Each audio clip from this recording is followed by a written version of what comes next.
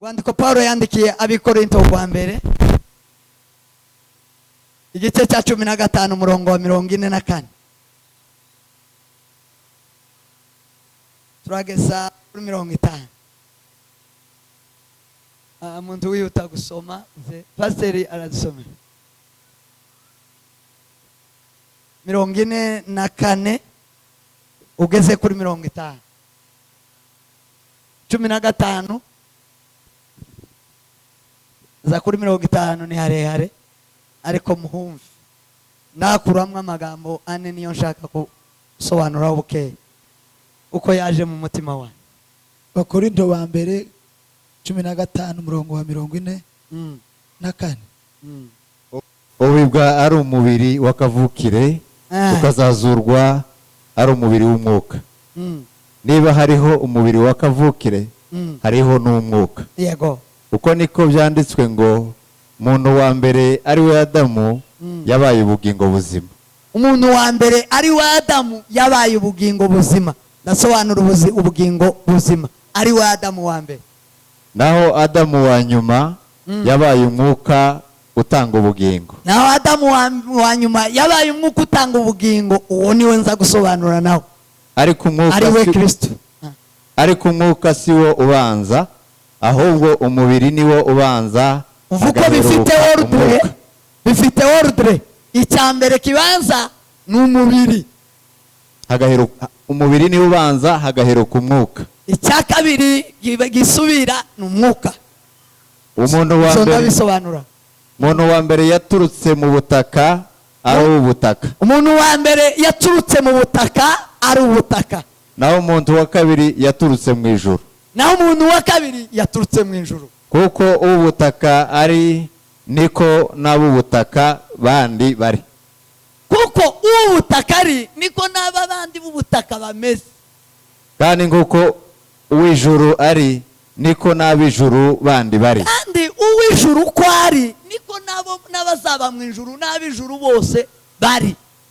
Kandi nguko twambaye ishusho y'ubutaka niko tuzambara n'ishusho y'uw'ijuru. Uko twambaye ishusho y'ubutaka ari wowe uyu mubiri ni nako tuzambara ishusho yabo mu ijuru. Nuko bene data icyo mvuga ni iki? Yuko abafite umubiri n'amaraso bisa batabasha kuragwa ab'ubwami bw'Imana. Nuko abafite itonde pastor itonda aho hantu. Nuko abafite umubiri n'amaraso bisa apana bisa zonyine n'amaraso bisa. Yes. Bisa. Yuko abafite umubiri n'amaraso bisa batabasha kuragwa ubwami bw'Imana. Mwumve uyu mubiri twambaye n'amaraso ntibishobora kuragwa ubwami bw'Imana. Kandi bibora bitabasha kuragwa ibitabora. Uyu mubiri usubora umuntu azakomereka akamabora. Nti murabona umuntu waboze wakomeretse. Rero uyu mubiri kubera kuzubora tushobora kuragwa ibitabora. Iyo ni ihame ni itegeko ry'Imana.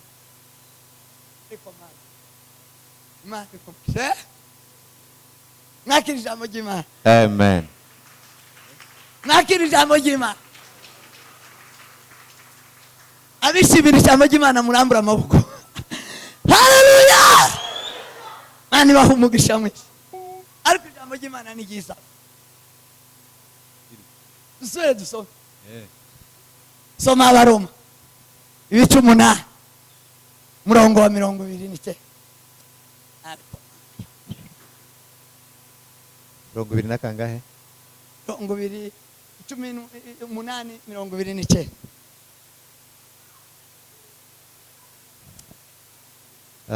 Umunani Abaroma 8:29. Kuko abo yamenye kera yabatoranije kera. Kuko abo yamenye kera yabatoranyije kera gushushanywa n'ishusho y'umwana wayo. Gushushanywa n'ishusho y'umwana wayo niyo shusho yo mu ijuru. Kugira ngo abe imfura muri bene se benshi. Yesu niwe mfura muri bene se benshi. Abo yatoranije kera yarabahamagaye yarabahamagaye kandi abo yahamagaye kandi abo yabahamagaye yarabatsindishirije yarabatsindishirije n'abo yatsindishirije n'abo yatsindishirije yabahaye ubwiza yabahaye ubwiza. Amen. Mwakire kandi ijambo ry'Imana ariko ni ryiza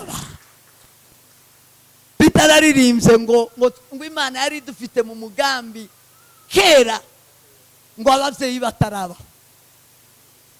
Imana yari dufite mu mugambi kera papa na mama bataraba. Sema amen. Subira dusome. Sinababwiye ko mvuga ibintu bine. Dusome Yohana wa mbere igice cya 3 umurongo wa 2.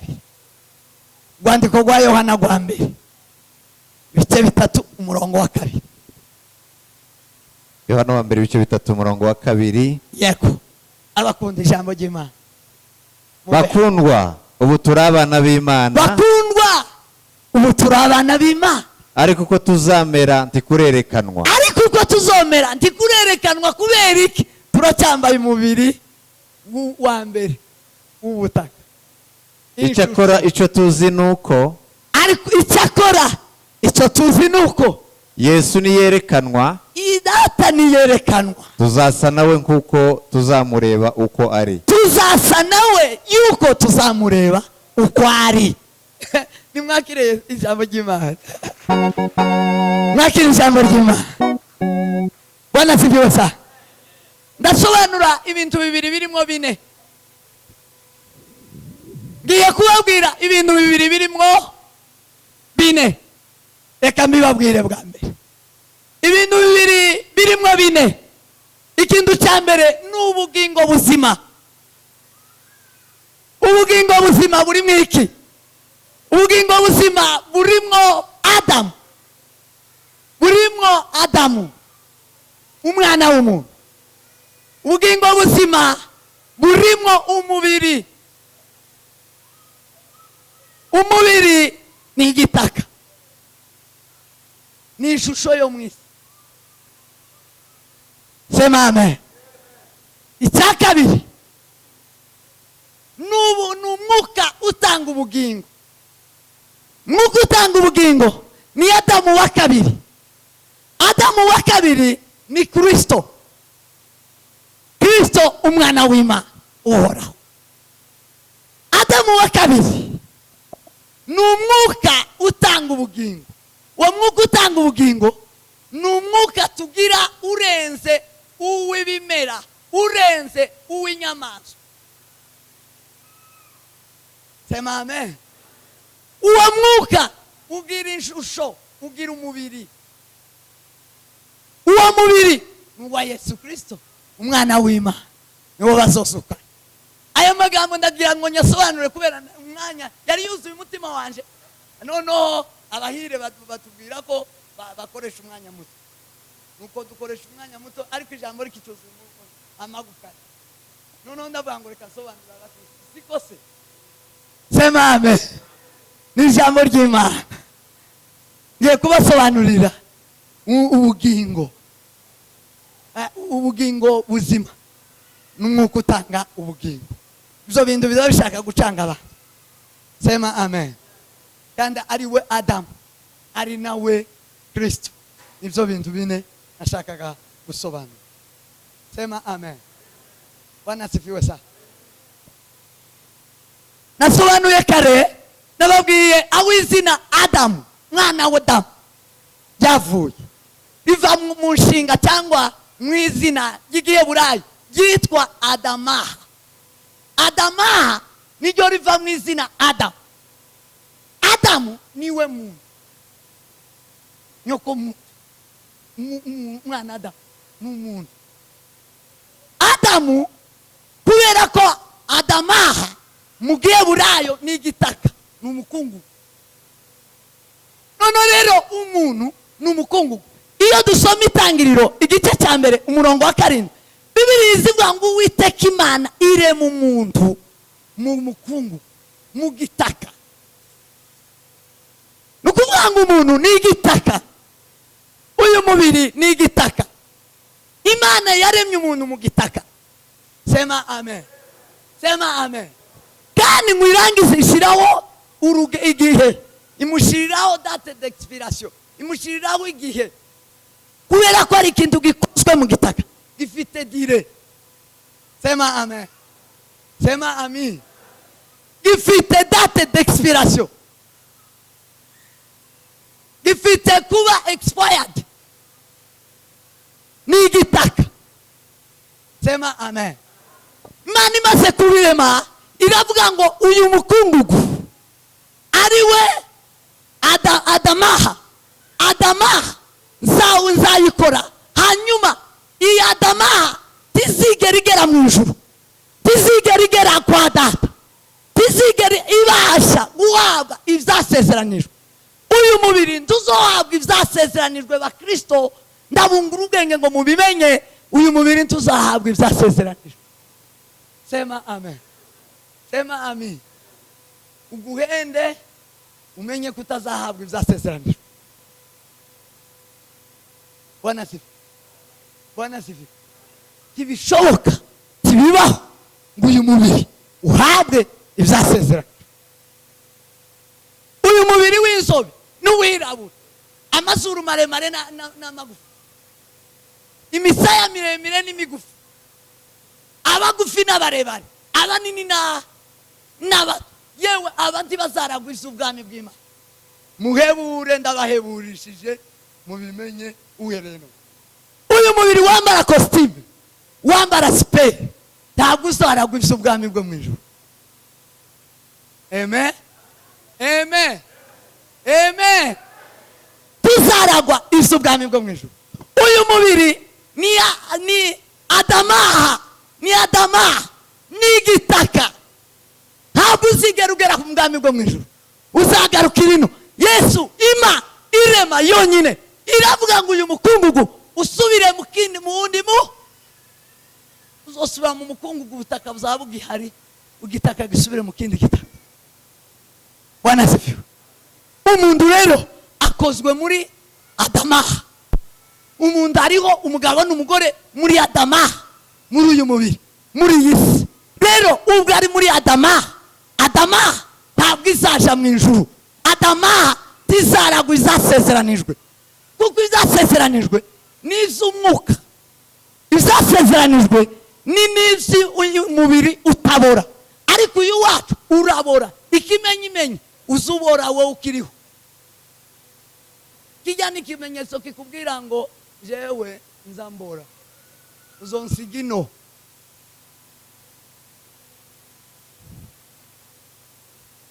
Nubona urahari ibitego cy'umubiri tugatangara, wowe ukubwira ngo jewe ndi Adamaha, ndabora, tuzonjana mu bwami bwo mu ijuru. Amen. Uwo ni umubiri. Uwo mubiri niwe wa Adamu wa mbere. Umwuka rero, umwuka, ubugingo buzima. Ubugingo buzima ni iki? Ubugingo buzima ni umubiri uhumeka umwuka ariko utari mu mwuka w'Imana. Muranyumvishije? Munyumve ka. Ubugingo buzima ni umubiri ukora, uhumeka, ugenda ariko utari mu mwuka w'Imana. Ni Adamu udafite Imana, n'ubwoko, n'umugabo cyangwa umugore utagira Imana rurema. Uwo nguwo ni ubugingo buzima. Amen. Halo. Abo ni ubugingo. Nico gituma baresha n'inyamaswa, basa n'inyamaswa, basa n'ibiti. Ibiti bigira ubugingo buzima, inyamaswa zigira ubugingo buzima. Aho tuba turutanwa n'inyamaswa ni igihe umuntu yavuye mu bugingo buzima, yagiye mu mwuka utanga. Twese cyubahiro. Ariko Mana we, munyumve mwokagira Imana, ndabakunda, muri abakristo. Ndashaka kubasobanurira bino bintu n'ubuzima bwa minsi yose. Sema amen, sema amen. Nubona kugira Kristo muri wowe, uzamenye ko wowe ugira ubugingo buzima, ufite ubugingo buzima kubera kuragenda, kubera kurakora. Adamaha ntiyobasha gukora idafite ubugingo buzima. Adamaha cyari igitaka ariko gishigwamwo ubugingo buzima kugira ngo cya gitaka gikore. Sema amen, sema amen. Nubi gitaka kibamwo ubugingo, uzotera imbuto, nutera imbuto izamera. Mu gitaka harimo imbaraga, harimo ububasha bw'ubugingo buzima. Sema amen, sema amen. Yego, cyo gituma ibiti biva n'inyamaswa naho zose zituruka inkomoko. Bibiri iravuga ngo sema amen. Igituma uyu mubiri ari umubiri, ari igitaka, ngo habe n'ibyo kujya turya, ibyo kujya turya byose biva mu gitaka. Nukuvuga ngo uyu mubiri gitaka. Sema amen. Umurongo wa 7 igice cya 3 ndibaza, ibyo kurya turya biva mu gitaka. Amen. Bwana sifiwe sana. Ibyo kurya turya biva mu gitaka kubera ko uyu mubiri n'uw'igitaka, ugomba gutungwa n'igitaka, ugomba gutungwa n'ibiva mu gitaka. Cyo gituma twishimira ibiva mu gitaka. Ubu nyine ndetse iyo ari ubutaka gusa, kubera ubutaka bwagize indege nke, bari mu kuzana amaproduit chimique kugira ngo ubutaka bugire bafumbire, bugire umwero, bitanga ibyo kurya bibeshaho uyu mubiri. Nta kindi cyobeshaho uyu mubiri kuko umubiri ni igitaka, ni igitaka cyongera kigatunga umubiri. Murabyumvishije se ko? Sema amen, sema amen. Inkomoko y'umubiri ni igitaka, igitunga umubiri ni igitaka.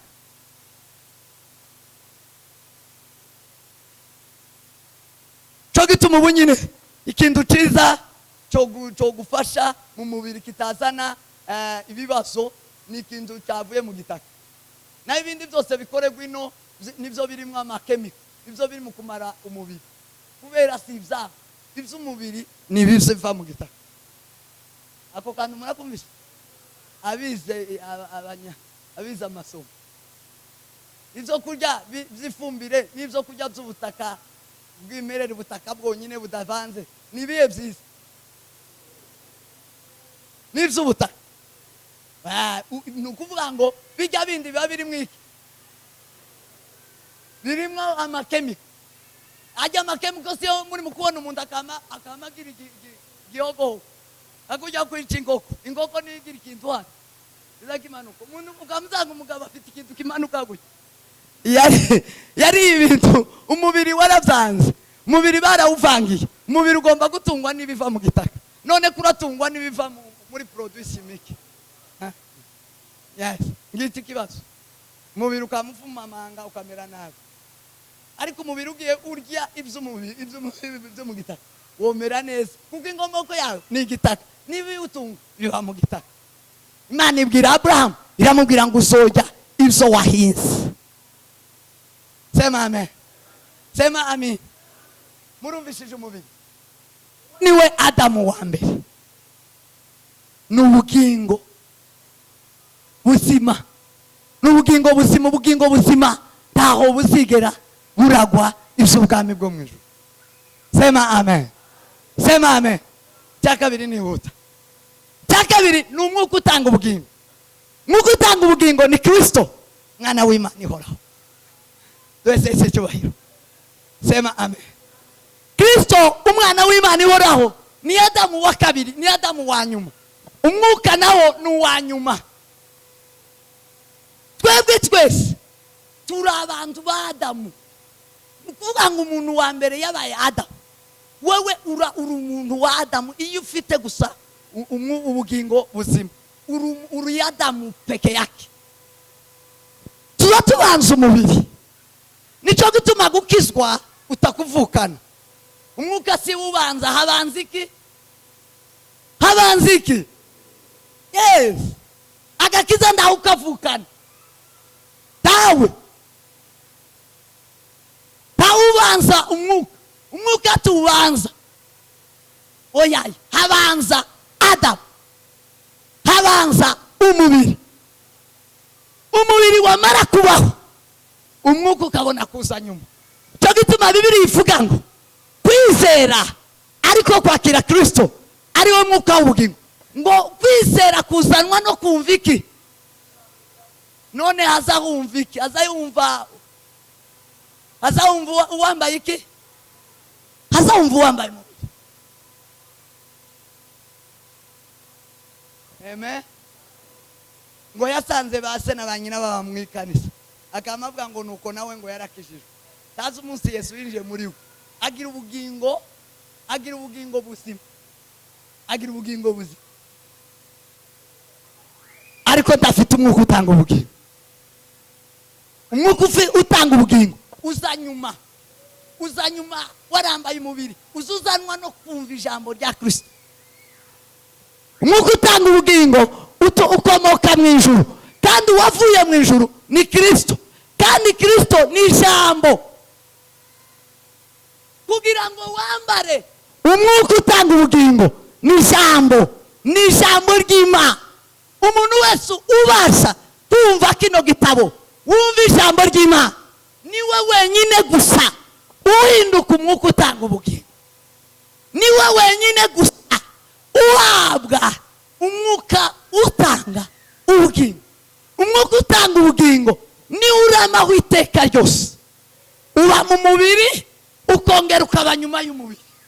Wese icyubahiro, haleluya. Ni uragwa ivy'umwuka, ni uragwa ivy'ubwami bw'Imana, ni uragwa ivyo mu ijuru.